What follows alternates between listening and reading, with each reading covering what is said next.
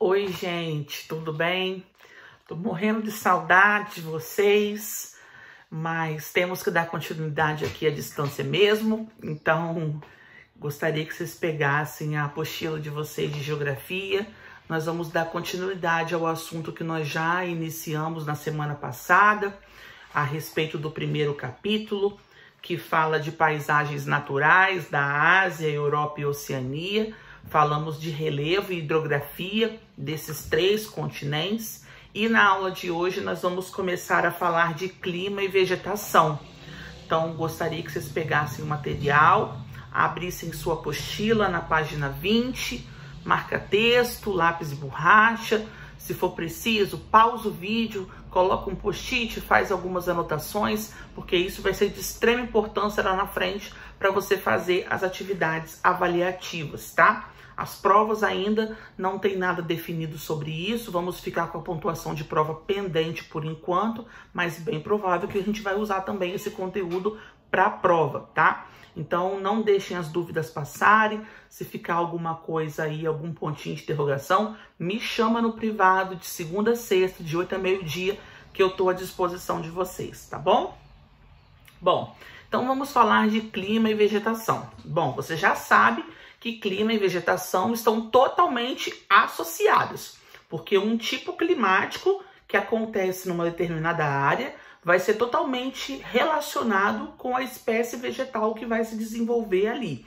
Então, sempre que a gente estuda clima, a gente estuda a vegetação também associada, porque existe essa relação, tá? Então, aqui nós vamos falar dos principais tipos de clima e vegetação que ocorre nesses continentes que nós estamos estudando, ok?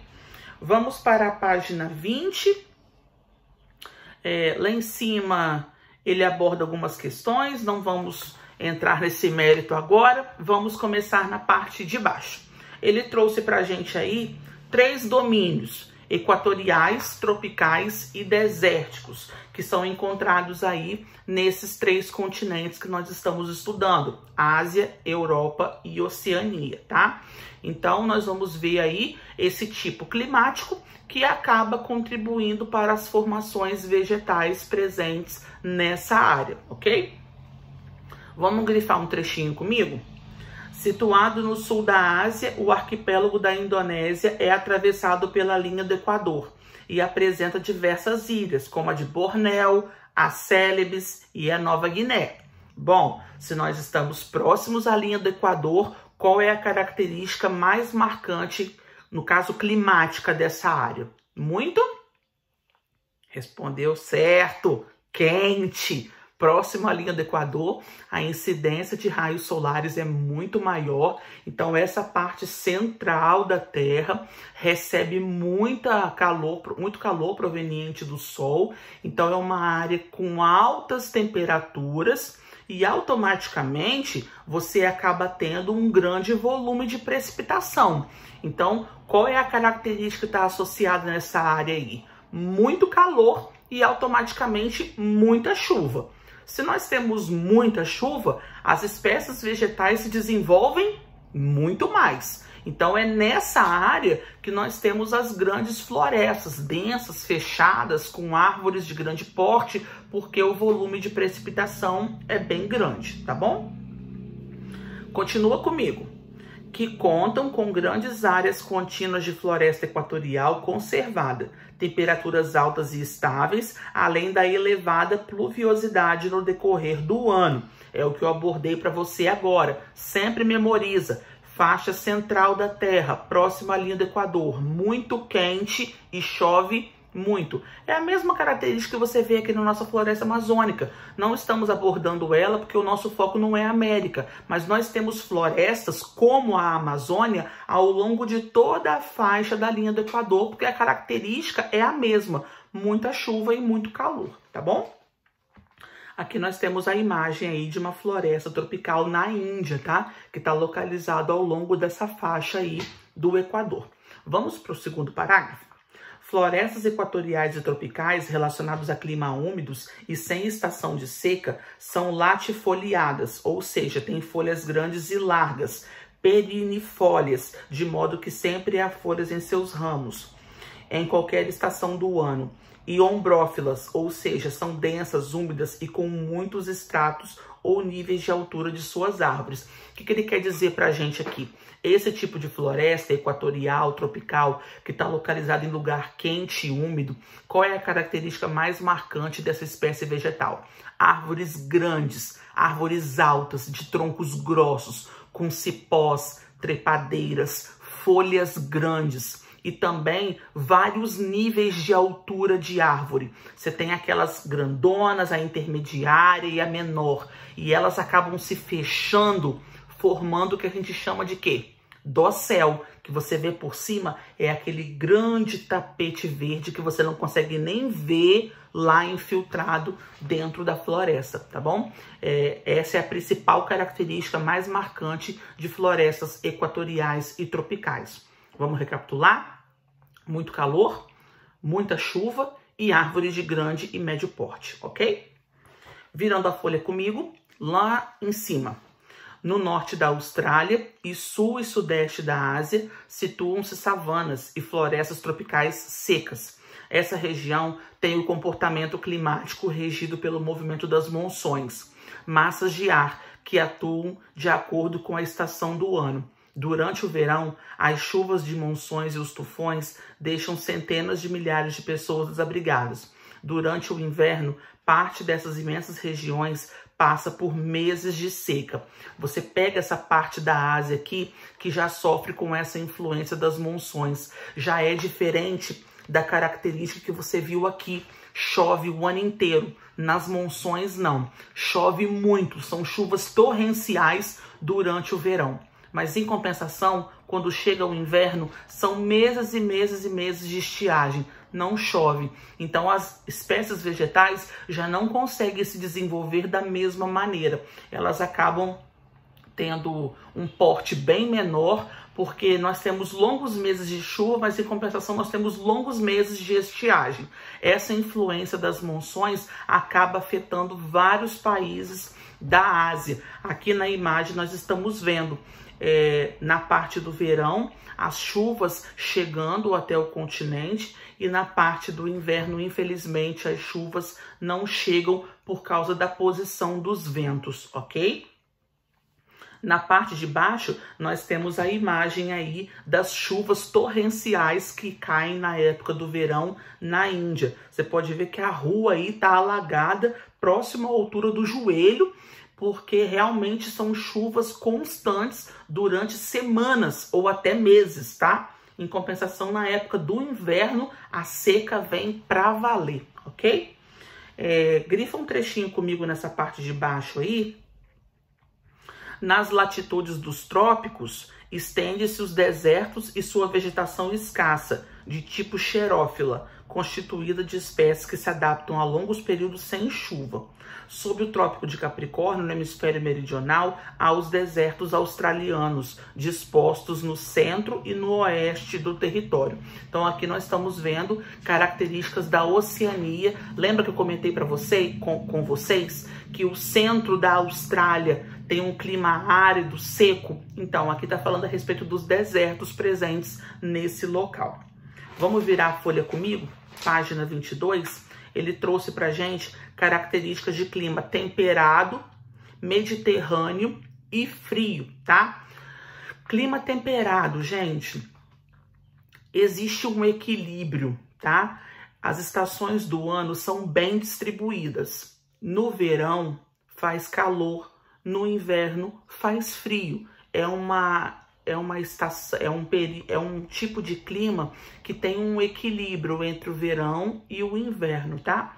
O Mediterrâneo, eu acho que você deve lembrar que eu comentei alguma coisa com vocês na aula passada, que é o contrário do nosso tropical. O nosso tropical, o verão é chuvoso e o inverno é seco. No Mediterrâneo é o contrário, o verão é seco e o inverno que é chuvoso. Vai falar um pouco melhor sobre isso, e o frio, é claro, vocês já conhecem. Ainda nas latitudes médias, influenciada pelos climas temperado e subtropical úmido, no leste da China e na maior parte do arquipélago japonês, estão os bosques temperados úmidos. O clima temperado e suas variações oceânicas mais úmida e com menor amplitude térmica e continental com grandes amplitudes durante o verão e o inverno possibilitou a formação de florestas temperadas. No entanto, o intenso uso do solo no decorrer de muitos séculos deixou muito pouco dessa vegetação nativa. As florestas temperadas têm uma característica muito marcante, que as folhas delas têm um tom diferenciado, que varia entre o amarelo, o laranja e o ocre. São florestas lindas, tá? Mas que infelizmente estão sendo desmatadas pelo homem. Na Nova Zelândia, na Austrália, também são encontradas essas espécies temperadas, como ele cita aqui na parte de baixo. Aí você vê, ó, nessa imagem, que é do Japão, as folhas estão começando a adquirir aí um tom mais amarelado. É a característica mais marcante das florestas temperadas. Página 23, vamos falar do Mediterrâneo. Onde que fica a floresta mediterrânea? Toda aquela parte em torno do norte da África e sul da Europa. Mas só ali? Não. Tem florestas na Oceania também de característica mediterrânea. Mesmo não estando próximo ao mar Mediterrâneo, mas tem a mesma característica. Qual é a característica? Responde aí comigo. Verão seco, inverno chuvoso, tá? Vamos lá comigo? No entorno do mar Mediterrâneo, sul da Europa e o litoral norte da África, os meses de verão são bastante quentes e secos e o inverno frio e chuvoso. Mais para baixo um pouquinho. O comportamento do clima mediterrâneo é favorável ao cultivo de vinhedos e oliveiras, o que gera preocupação quanto à tendência de mudanças climáticas constantes nas últimas décadas. Aí você vê uma imagem aí de uma região de cultivo de uva que ela se adapta muito bem a essa característica climática, verão seco, inverno chuvoso. Mais para baixo, vamos falar do frio. E qual é a espécie vegetal que mais se desenvolve? Floresta de conífera, aquela em formato de cone, que você encontra por toda a faixa norte, que compreende lá Europa e Ásia, tá? No norte da Europa, na Península Escandinava e na Rússia, estende as florestas frias ou boreal, também chamadas de taiga, constituída de conífera. Essas florestas se caracterizam como regiões de baixa densidade demográfica, principalmente por conta dos longos períodos anuais de baixas temperaturas. Então, a floresta de conífera é uma espécie que se adapta muito bem a frio extremo. Você sabe que lá no norte da Europa, da Ásia, próximo ao Círculo Polar Ártico, as temperaturas ficam muito baixas longos meses do ano, mas essas árvores se adaptam sim a essa condição climática. E por fim, na página 24, nós vamos falar dos domínios polares. O que nós temos no norte, Círculo Polar Ártico? Uma característica muito forte que é a tundra. É uma espécie vegetal rasteira de gramíneas, mas que ela fica recoberta por neve e gelo grande parte do ano. Somente no período do verão, em que esse gelo e essa neve vai derreter, e aí sim essa vegetação vai aparecer. E já no extremo sul, lá no Polo Sul, nós temos o deserto gelado, né? Que as espécies vegetais realmente, praticamente não se desenvolvem. Vai falar um pouco sobre esses pontos aí.